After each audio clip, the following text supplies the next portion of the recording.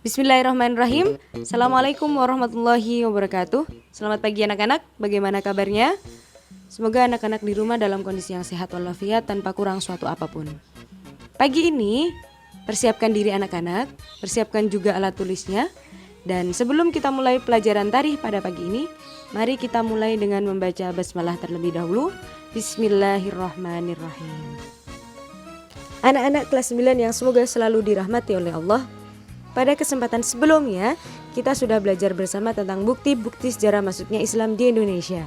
Setidaknya ada 4 bukti-bukti sejarah masuknya Islam di Indonesia. Coba kita ulangi lagi pelajaran terdahulu ya. Yang pertama, ada makam kubur. Yang kedua, ada bangunan. Kemudian ragam hias. Dan yang terakhir adalah tata letak. Nah, sekarang kita akan masuki subbab selanjutnya, yakni tentang peran Wali Songo dalam menyebarkan Islam di Indonesia.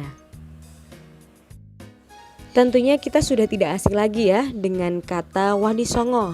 Nah, anak-anak, sekarang Guru Rizka mau bertanya, kira-kira apa sih sebenarnya Wali Songo itu? Singkatnya, Wali Songo adalah sebuah perkumpulan 9 wali yang melakukan dakwah yang menyebarkan ajaran Islam di Indonesia. Para wali adalah orang-orang solih generasi awal ketika Islam mulai masuk ke Indonesia. Di kesempatan sebelumnya kita telah belajar bahwa pembawa agama Islam ke Indonesia yang terkenal adalah para pedagang muslim dan para pendakwah-pendakwah Islam. Nah, Wali Songo ini adalah termasuk dari golongan para pendakwah Islam. Cara berdakwah Wali Songo pun beragam-ragam. Tentunya disesuaikan dengan situasi dan kondisi masyarakat setempat. Pada kesempatan ini kita akan belajar tentang biografi singkat dari Wali Songo tersebut. Siapa saja sih Wali Songo itu? Ya, kita sebutkan di awal. Wali Songo adalah 9 wali, yakni yang pertama ada Sunan Gresik, Sunan Ampel, Sunan Bonang, Sunan Giri, Sunan Derajat, Sunan Kalijaga, Sunan Kudus, Sunan Muria, dan Sunan Gunung Jati. Kita mulai pembahasannya dari yang pertama, yakni Sunan Gresik.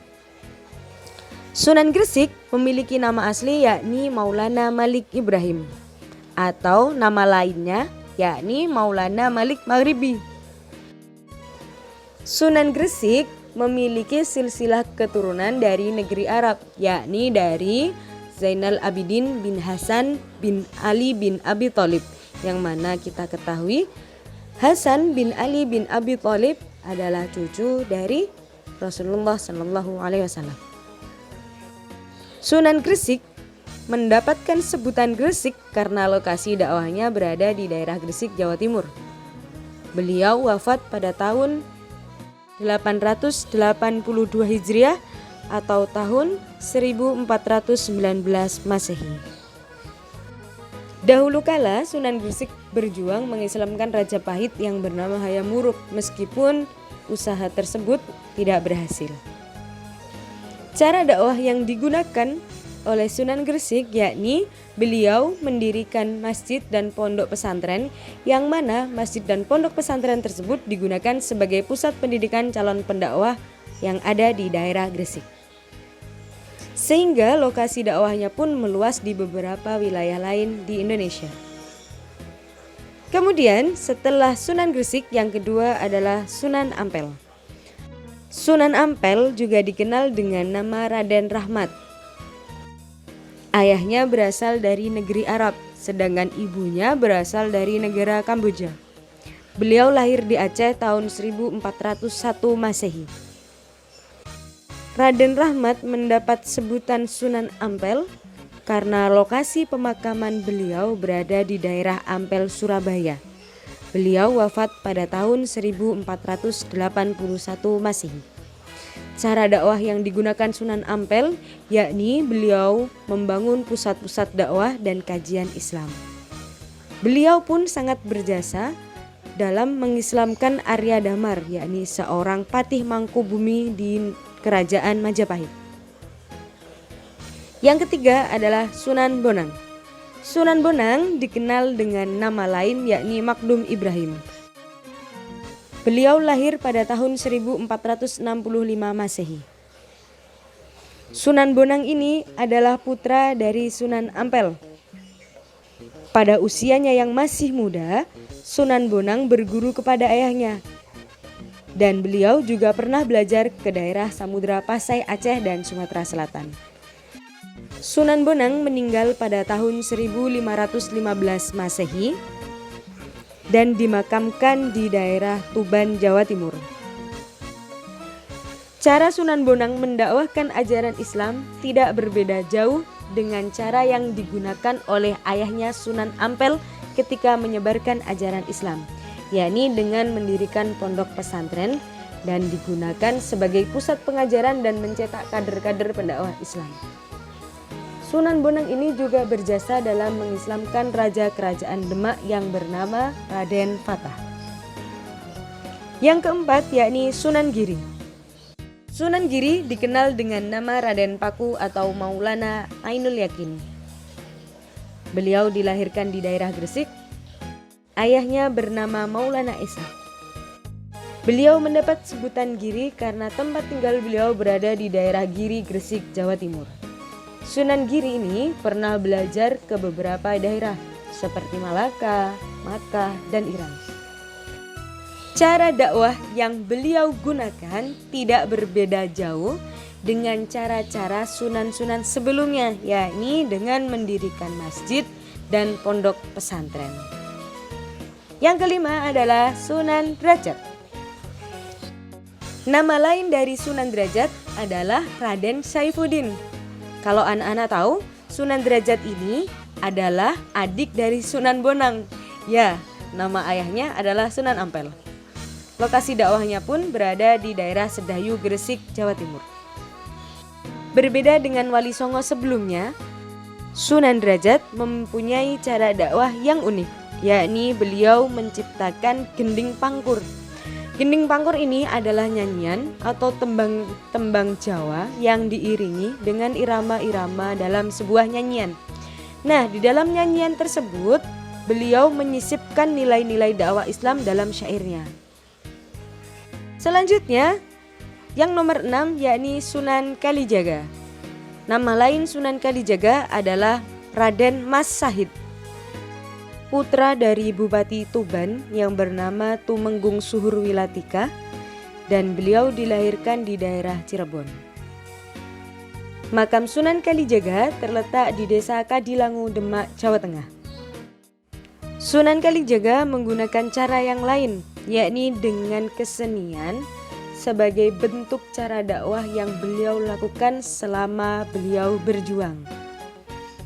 Sunan Kalijaga berusaha memasukkan ajaran-ajaran Islam ke sebuah cerita wayang kulit. Dan dari cerita-cerita wayang kulit tersebut, beliau menyisipkan ajaran-ajaran Islam. Selain itu, beliau juga berdakwah kepada petani dengan cara memberikan alat-alat pertanian.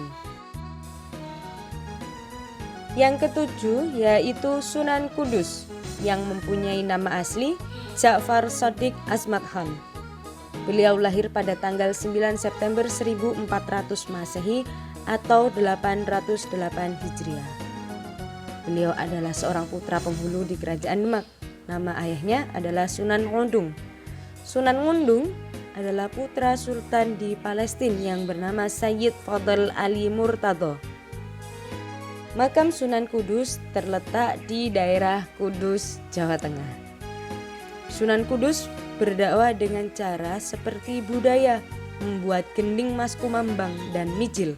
Mas Kumambang sendiri adalah tembang Jawa yang disajikan menggunakan sajian bunga. Sedangkan mijil sendiri adalah tembang Jawa yang melukiskan rasa sedih dan kisah nasihat. Sehingga dari tembang-tembang Jawa tersebut, Sunan Kudus mampu menyisipkan nilai-nilai ajaran Islam yang mana lagu-lagu tersebut, tembang-tembang tersebut didengarkan dan dinikmati oleh warga di sekitarnya. Nomor 8 adalah Sunan Muria. Sunan Muria mempunyai nama lain yakni Raden Prawata atau Raden Umar Said. Beliau adalah putra dari Sunan Kalijaga dan adik ipar Sunan Kudus. Sunan Muria diperkirakan berasal dari nama Gunung Muria yang terletak di sebelah utara kota Kudus, Jawa Tengah. Dan disitulah Sunan Muria dimakamkan ketika beliau sudah wafat. Cara berdakwah yang digunakan oleh Sunan Muria adalah dengan cara-cara yang tidak kalah kreatif, yakni dengan cara kebudayaan, menciptakan macapat, lagu Jawa, lagu Sinom, dan Kinanti. Sunan Muria mempunyai orientasi berdakwah kepada masyarakat kecil daripada kaum bangsawan. Sehingga tujuan dakwah dari Sunan Muria mayoritas berasal dari masyarakat kecil, bukan dari kaum bangsawan. Yang terakhir yakni Sunan Gunung Jati. Nama lain Sunan Gunung Jati adalah Syarif Hidayatullah. Beliau dilahirkan pada tahun 1448 dan wafat pada tahun 1568 Masehi. Ayahnya adalah seorang penguasa Mesir yang bernama Syarif Abdullah Umdatuddin bin Ali Nurul Alim, dan seorang ibu dari kerajaan Pajajaran yang bernama Nyai Rara Santang, putri Sri Baduga Maharaja Prabu Siliwangi. Sunan Gunung Jati ini mewarisi pengalaman spiritual kakek buyutnya, yakni Jamaluddin Akbar Al-Husaini. Beliau pernah belajar di pesantren Syekh Datuk Ka'fi dan meneruskan pembelajaran agamanya ke daerah Timur Tengah. Sunan Gunung Jati mempunyai cara berdakwah yang berbeda daripada yang lainnya, yakni dengan cara politik, sehingga beliau mampu menaklukkan kerajaan Banten dan Cirebon. Selain itu juga beliau juga berjasa merebut kembali Sunda Kelapa dari tangan Portugis. Wow, mengesankan bukan? Nah anak-anak, mungkin cukup sekian pelajaran tarikh kita pada pagi ini. Bu Rizka mohon maaf apabila terdapat banyak kesalahan dan kekurangan dalam menyampaikan materi pada pagi ini. Semoga anak-anak bisa menerimanya dengan baik dan bisa mengambil hikmah-hikmah dari cerita-cerita yang Bu Rizka sampaikan. Mari kita akhiri pelajaran tarikh pada hari ini dengan membaca hamdalah bersama-sama. Alhamdulillahirabbil alamin. Tetap dijaga semangat belajarnya, jaga juga kesehatannya. Semoga Allah selalu melindungi anak-anak dimanapun kalian berada. Bu Rizka akhiri, wassalamualaikum warahmatullahi wabarakatuh.